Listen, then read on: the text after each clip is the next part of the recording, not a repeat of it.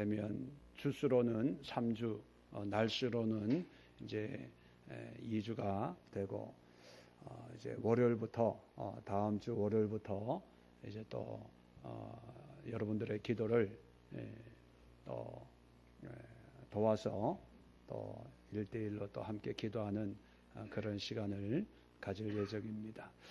자, 그래서 오늘 15일째 우리가 기도해야 될 기도의 주제이자 제목은 뭐냐면 보시는 대로 무너진 신앙을 재건하자, 그런 내용입니다. 에스라서를 읽어보면 가장 중요한 내용이 두 가지가 있습니다. 첫 번째는 포로로 끌려갔던 이스라엘 민족이 하나님의 말씀대로, 우리 어제 살펴봤죠. 하나님의 말씀대로 말씀은 이루어지기 때문에 고국으로 돌아오게 됩니다. 고국으로 돌아와서 제일 먼저 한 일이 성전을 재건하는 것이지요. 솔로몬의 그 화려했던 성전은 수십 년 풍상을 겪으면서 폐허로 변해 버렸는데 그 흩어진 돌과 또 흩어진 그런 자재들을 주워 모아서 이제 성전을 재건하는 그런 일이 시작이 됩니다. 오늘 성경에 보면 그 성전 재건하는 일이 다 마쳤다라는 것으로 끝을 맺습니다. 단순히 성전 일을 끝내니라 이렇게 표현하고 있지만 이 성전 건축 재건하는 것이 그렇게 쉽지만은 않았습니다. 어려운 환경 가운데 기초 돌을 놓고 성전을 재건했지만 여러 가지 방해가 있고 회방이 있고 그래서 성전 공사가 중단이 돼서 15년, 16년을 허송 세월을 보내는 그런 때도 있었고 또 다시 시작을 하려고 했더니만 또 조롱과 비방과 또 투서를 바사 왕에게 보내서 또 이 성전 재건하는 일이 위태로워지는 그런 일도 있었습니다. 하여튼 그런 어려운 상황 속에서도 이스라엘 민족들은 성전을 재건하였습니다. 왜냐하면 이 성전이라고 하는 것은 신앙의 중심이요 하나님의 임재의 상징이었기 때문입니다. 그래서 에스라서를 통해서 첫 번째 우리가 깨달아야 될 게 뭐냐 하면 무너진 어떤 신앙의 모습, 예배, 제사, 외적으로는 성전이겠지요. 내적으로는 어떤 신앙의 모습들을 이제 다시 새롭게 시작하는 것입니다.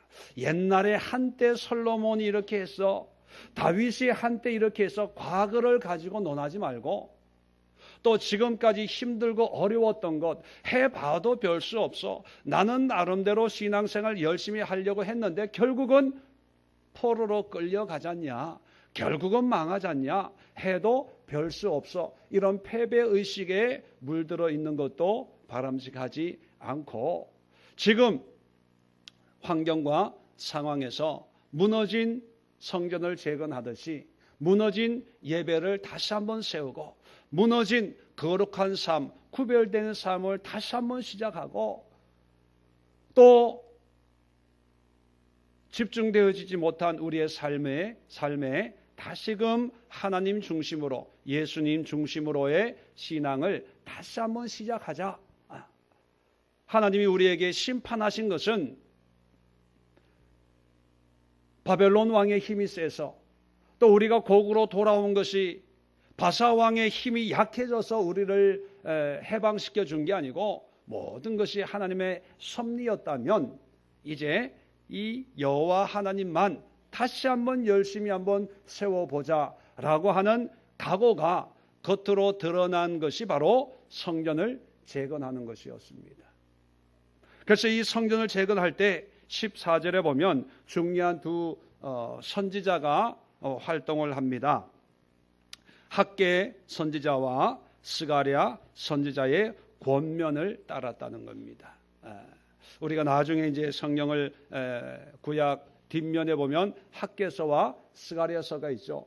이 성경 순서로는 뒤쪽에 가 있지만 시대적으로는요 이 성전을 재건하는 이런 포로에서 귀환한 다음에 활동했던 그런 두 선지자가 바로 학개와 스가랴입니다. 자, 그러면 학개와 스가랴를 안 읽어봤지만 내용은 뭔지 어렴풋하게 우리가 이해가 됩니다. 뭐냐면 성전을 재건해라, 그런 내용으로 되어 있습니다. 자, 그런데 이 에스라서는 좀 특징이 있는 게 뭐냐면, 자, 성전 재건할 때 에스라가 예루살렘에 있었던 것이 아니고 7장에 보면 2일 후에 바사왕 아닥사스다가 왕위에 있을 때 에스라라 하는 자가 있으니 그는 하면서 에스라의 어떤 짧은 족보에 대해서 설명을 하고 있습니다. 그 이유는 뭐냐면 6장과 7장에는요 약 80년의 시간차가 있습니다. 에스라가 와서 성전 재건할 때 목격했던 선지자가 아니고요, 스룹바벨이라고 하는 총독에 의해서 1차 귀환을 해서 성전을 재건하고 난 다음에 약 70년, 80년 뒤에 에스라가 두 번째 귀환하는 사람들을 이끌고 두 번째 예루살렘에 도착을 하게 됩니다. 그렇게 보면 1차와 2차 사이에는 80년의 시간차가 있는 거예요. 그래서 에스라는 나중에 와서 1차 때 돌아온 사람들의 이야기를 듣고 지금 6장까지 기록하고 있는 거예요. 그리고 7장부터는 에스라가 직접 몸소 실천했던 그런 사역들을 기록하고 있는 것이죠. 그러면 자, 에스라서의 첫 번째 중요한 핵심이 뭐냐면 성전 재건, 무너진 신앙을 재건하는 것이라면, 자, 두 번째 중요한 의미는 뭐냐면 이제 7장 이하에 읽어보면 잘 나오지만 회개하는 거예요. 모든 하나님의 말씀에서 벗어난 삶들을 철저하게 회개하는 그런 장면이 나옵니다. 자, 이것이 무슨 의미를 가지고 또 우리에게 어떤 교훈을 주는가? 여러분, 우리가 신앙생활 하다 보면 오해하기 쉬운 게 뭐냐면, 교회를 오늘날 당시의 성전이 오늘날 교회의 의미를 갖고 있다고 한다면 물론 뭐 다른 점도 있고 또 공통점은 있지만 이제 일반적으로 이해하기 쉽게 오늘날 교회라고 예를 든다면, 자, 신앙생활하면서 예수님을 안 믿던 사람이 교회 와서 예배를 드리고 신앙생활하고 성경 공부하고 봉사를 합니다. 또 어떤 분들은 어렸을 때 신앙생활을 하다가 세상에서 이제 나가 살다가 어떤 계기를 통해서 교회에 다시 와서 잃어버렸던 그런 예배를 회복을 하는 분들이 있죠.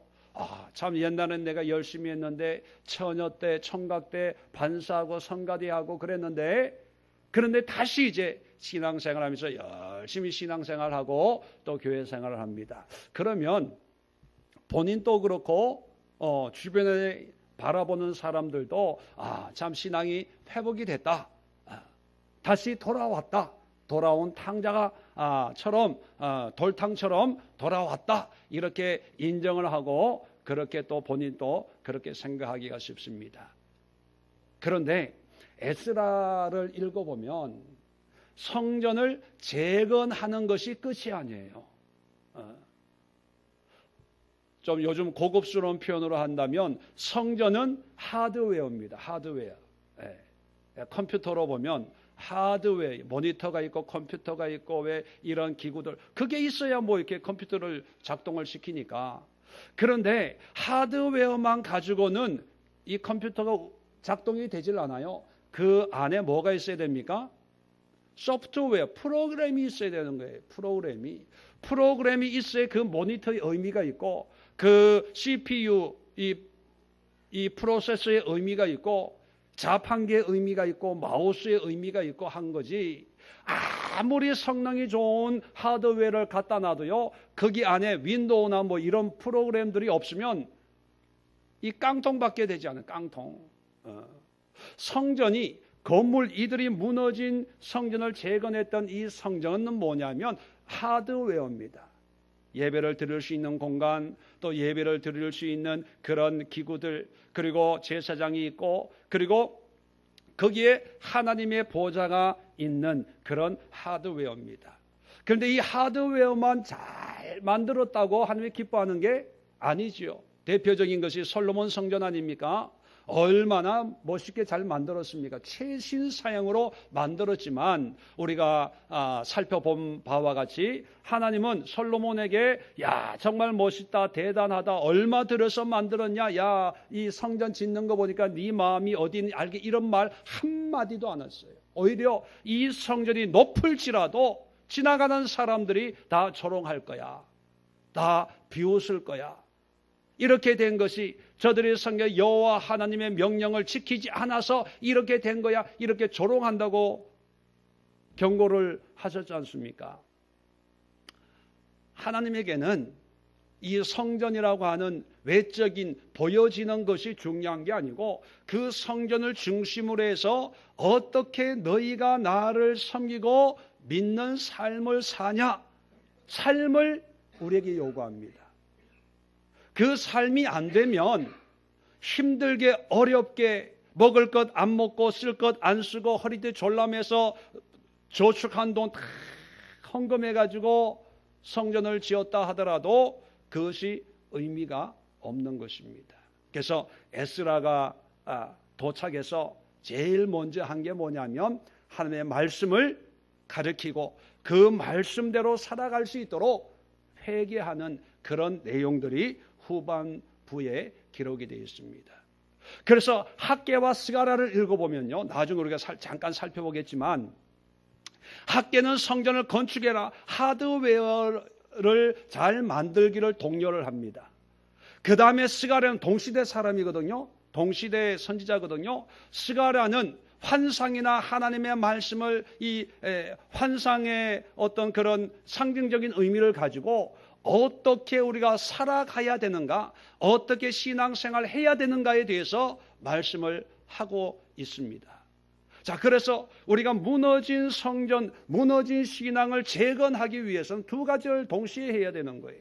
첫 번째, 예배가 회복이 돼야 되고, 기도가 회복이 돼야 되고, 말씀이 회복이 돼야 되고, 묵상이 회복이 돼야 되고, 뭐 이런 어떤 하드웨어적인 어떤 교회 안에서 이루어지는 그런 신앙 훈련이 회복이 돼야 됩니다. 기도가 없는 사람은 기도를 시작을 해야 되고, 1시간 기도하던 사람들은 다시 옛날의 은혜를 회복해서 2시간, 3시간 기도할 수 있는 그런 은혜로 회복해야 되고, 또 헌신이 없는 사람들은 주님 앞에 다시 헌신의 회복이 일어나야 됩니다. 그런데 그것으로 다 된 것이 아니고 그 다음에 또 회복이 일어나야 될 게 뭐냐면 우리의 삶에 철저한 회개가 일어나야 된다는 거예요. 교회 안에서는 예배가 회복이 되는데 교회만 나가면 옛사람의 모습으로 돌아가거든요. 우리가 그런 걸 많이 경험해 보지 않습니까? 느헤미야가 나중에 느헤미야가 또 3차에 걸쳐서 귀환을 하죠. 느헤미야는 성벽을 재건하는 일을 합니다. 그런데 똑같습니다. 처음에는요, 성벽을 재건하는 일을 합니다. 그리고 성벽을 재건하고 다 끝났다 이렇게 얘기하는 것이 아니라 그 다음에 뭘 합니까? 온 백성들이 그때 에스라가 있었습니다. 그 당시에 느헤미야와 동시대에 있었던 사람이거든요. 에스라가 수문학 광장에서 사람들 모아놓고 율법책을 읽어주고 아침부터 저녁까지 온 백성들 말씀 앞에 회개하는, 이방 여자를 아내로 맞이한 사람들은 이방 여자를 다 돌려보내고 성전에 이방 사람들, 하나님을 대적하는 사람들이 성전에서 사무실 이게 오픈하고 있는 사람들 다 쫓아내고 그런 어떤 삶의 회복이 일어나는 그런 기록을 우리에게 보여주고 있습니다. 이것은 뭐냐면요, 외적인 하드웨어가 제일 먼저 회복이 돼야 되고 그 다음에 그 성전을 중심으로 해서 우리의 삶의 회복이 일어나야 온전한 신앙의 회복이 될 수 있다는 것입니다. 오늘날은 그저 신앙생활을 하면 교회 생활이 전부라고 생각합니다. 예배, 주일 성수, 교회에 열심히 참석하는 것, 교회에 봉사하는 것, 이것이 열심히 회복이 되면 믿음 좋은 사람, 열심히 믿는 사람, 그렇게 아예 딱지로 그렇게 붙여줍니다. 그래서 일주일에 나는 매일 교회가, 이것이 하나의 큰 신앙의 척도라고 생각을 하고 주변 사람들로 하여금 어떤 인정을 받고 또 그런 인정 속에 자부심을 느끼는 그런 신앙의 모습이 우리 주변에 많이 보여질 수도 있습니다. 물론 그것이 다 나쁘다는 것은 아닙니다. 그렇게 되면 좋지만 하나 간과해서 안 될 문제가 있다는 것입니다. 그런 외적인 회복은 일어났다면 이제 소프트웨어, 어떤 마음으로, 어떤 중심으로 하나님과의 관계를 어떻게 하면서 교회 안에서뿐만 아니라 교회 밖에서도 그렇게 살아가는가. 우리는 교회에서는 천사처럼 지내지만 집에만 가면 뿔 달린 마귀처럼, 어떤 분들은 황소처럼, 들소처럼, 뿔 달린 들소처럼 받기에 열심인 그런 삶을 살면서 힘들면 교회 와서 울고, 하나님 어떻게 해요? 스트레스 해소하고, 눈물 콧물, 힘들어요, 어려워요. 또 위로받고 돌아가서 또 산소 같은 여자가 아니라 산소 같은 여자의 삶을 살다가 또 자기 힘에 겨우니까, 자기 뜻대로 안 되니까, 자기 원하는 대로 되어지는 게 없으니까 또 하나님, 그래서 설교하다가 막 눈물 철철 흘리는 거 보면요, 제 설교에 은혜 받아서 우는 줄 알고 나중에 만나서 집사님 감사해요, 은혜 받아서, 나중에 물어보면요, 말씀에 은혜가 돼서 우는 게 아니라 자기 서름에 그냥 복받쳐서 그냥 우는 거예요. 그게 신앙이라고 생각합니다. 아닙니다. 신약에 보면요, 예수님이 귀신도 또 쫓아주고요, 병도 고쳐주고요, 죽은 사람, 나인성 과부의 아들도 살려주고, 또 소녀 달리다 굼 해서 살려주고, 나사로 살려주지 않습니까? 소경 바디메의 눈도 뜨게 하고, 문둥병도 치료받고 다 합니다. 여러분, 그 치료가 끝일까요? 죽었다 살아났다고 그게 전부일까요?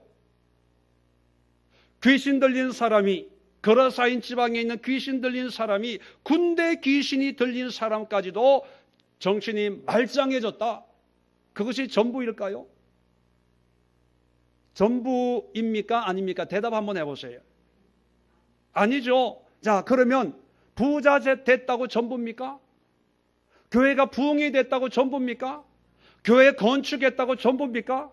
아니, 평소대로 하는 대로 해보세요. 사업이 잘 된다고 전부입니까? 그런데 우리는 그게 전부라고 생각해요. 그게 목표로 삼아요.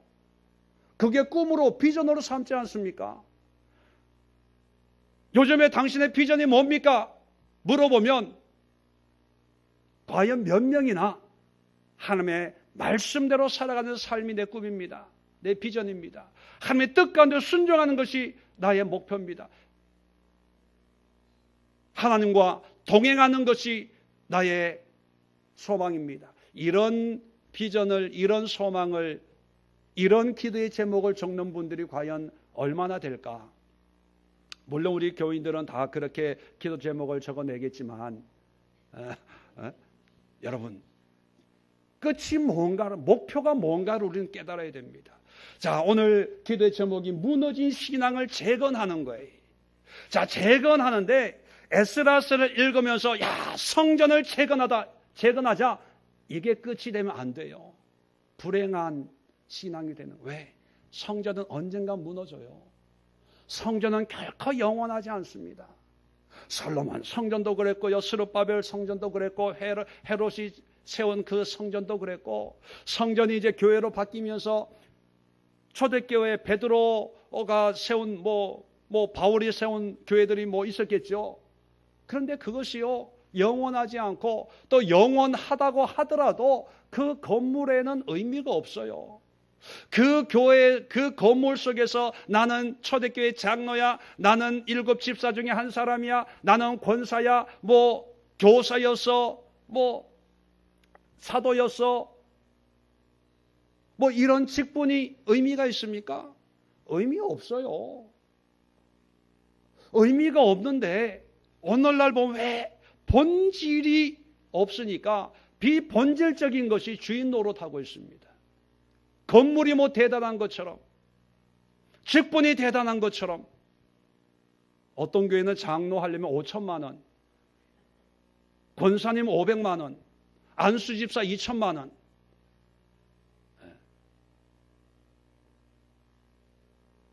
이제는요 어리 그런 줄 알고 인정을 하는 그런 시대가 됐습니다. 이제 직분이 매매가, 그게 매매죠. 할 능력이 없으면 못하는 거죠. 그런 시대가 돼버렸어요. 왜요?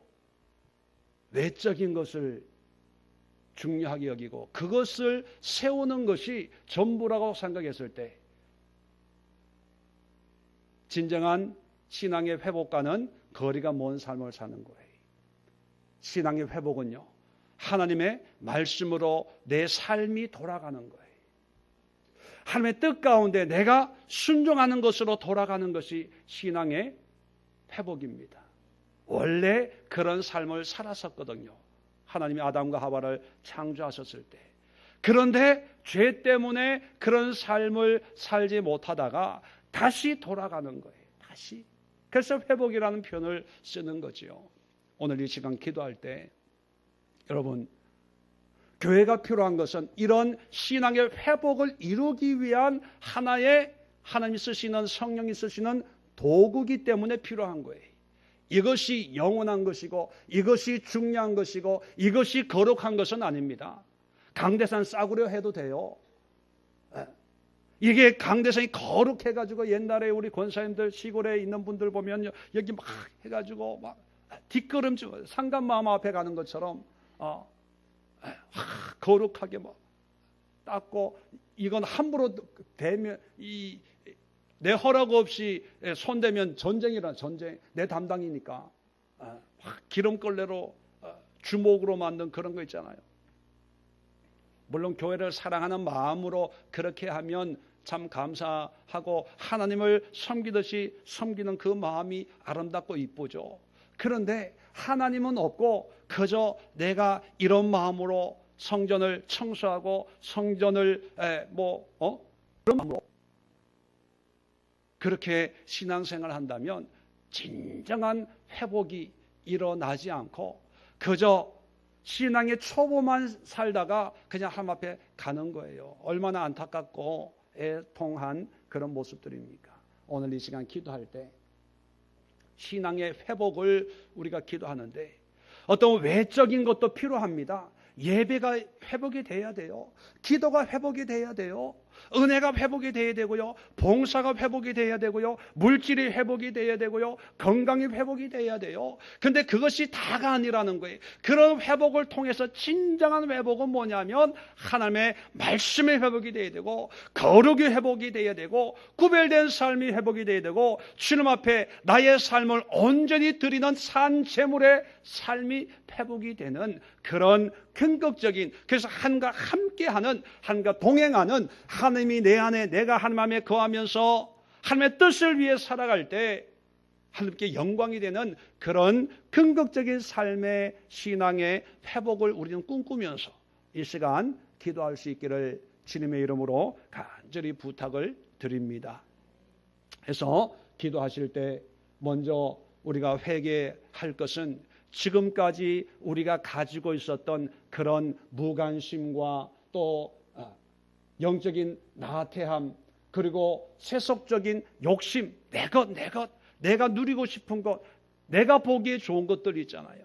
보암직하고 먹음직하고 탐스러운 내가 이루고 싶은 것을 좀 내려놓고 회개하고 정말 하나님과 함께 동행한 데 필요한 것들, 나에게 예배가 없으면요, 예배를 회복하셔야 돼요. 내가 기도가 안 되면요, 기도를 회복해야 돼요. 하나님은요, 신앙에는 검정고시가 없어요. 월받아난 게 없습니다. 신앙생활을 해보니까 겪어야 돼요. 통과해야 돼요.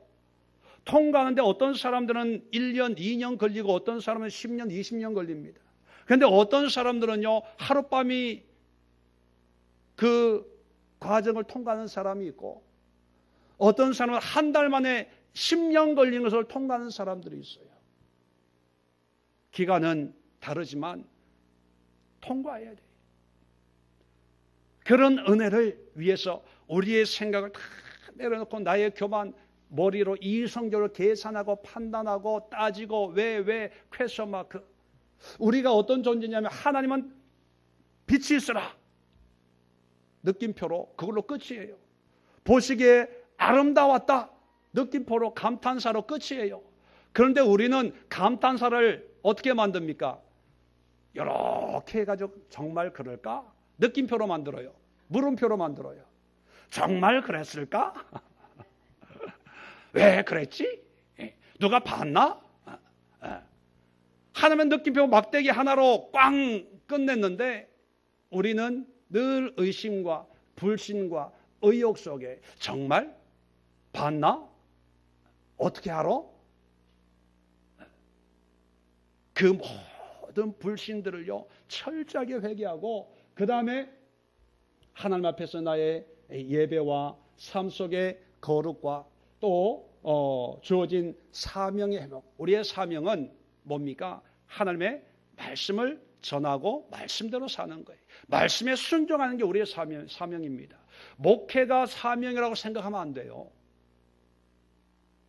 목회가 사명이 아니라 하나님의 뜻에 순종하다 보니까 하나님이 나를 목회자로 세웠기 때문에 목회자로 하는 거지, 이거 목회하다가 여기서 죽어야 내 사명 완수하는 게 아니에요.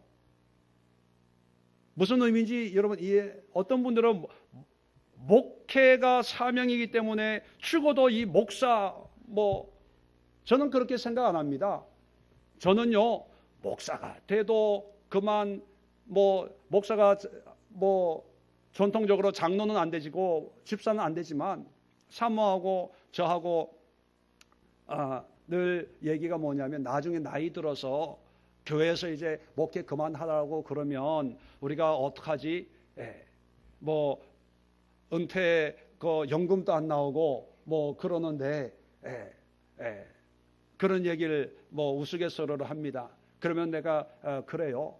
걱정하지 마.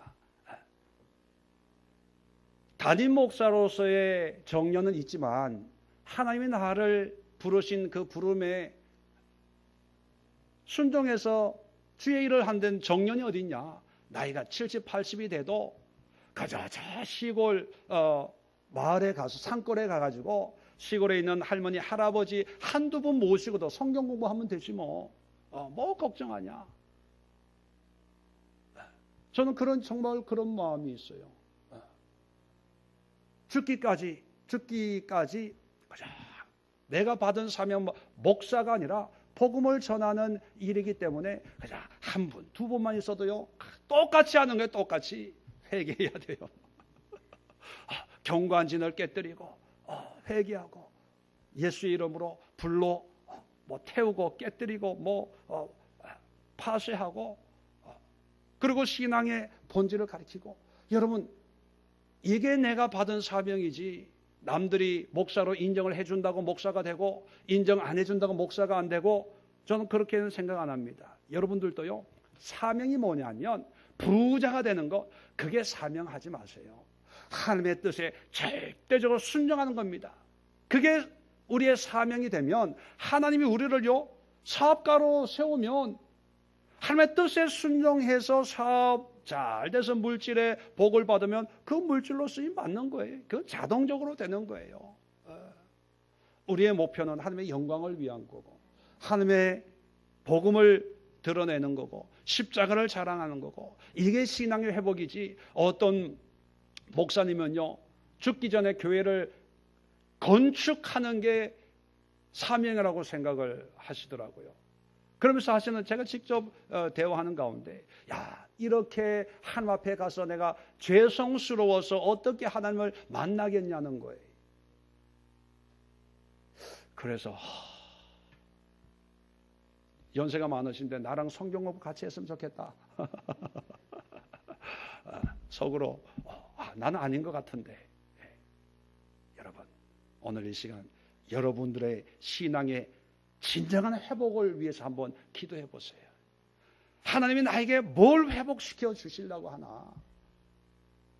사람들이 착각하기 쉬운 게 신앙의 목표와 본질입니다.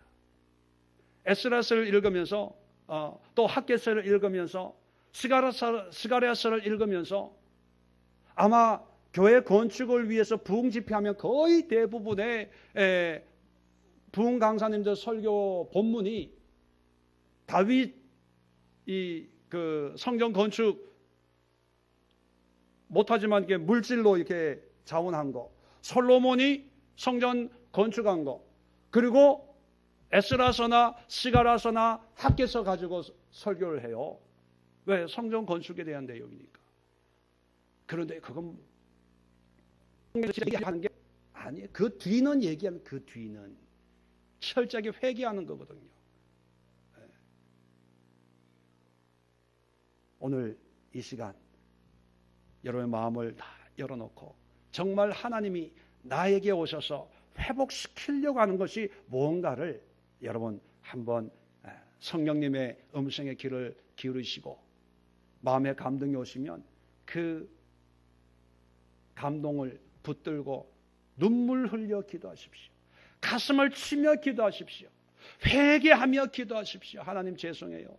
그동안 내가 이렇게 살지 못했습니다. 이런 걸 깨닫지 못했습니다. 그저 열심히 주를 성수하면 다 되는 줄 알았습니다. 철저히 회개하십시오. 그러면요, 하나님이 자유함을 주시고요, 또 감당할 능력을 주시고요, 또 달려갈 길을 주님이 열어줄 줄로 믿습니다. 계속해서 또 이 땅을 위해서, 우리 한국교회를 위해서, 우리 교회를 위해서, 또 환난 가운데 있는 성도들, 질병 가운데 있는 우리 교우들 위해서 기도하시고, 또 여러 가지로 요즘에 경제, 또 정치적으로, 국제적으로 여러 가지 어지러운 소식들이 많이 있지 않습니까? 이런 시대 속에서 우리가 마음이 세상으로 불안, 초조, 두려움으로 빠지지 않고 오직 하나님의 말씀으로 집중되어질 수 있는 그런 우리의 신앙과 믿음이 될 수 있도록 또 함께 기도하는 시간을 갖도록 하겠습니다.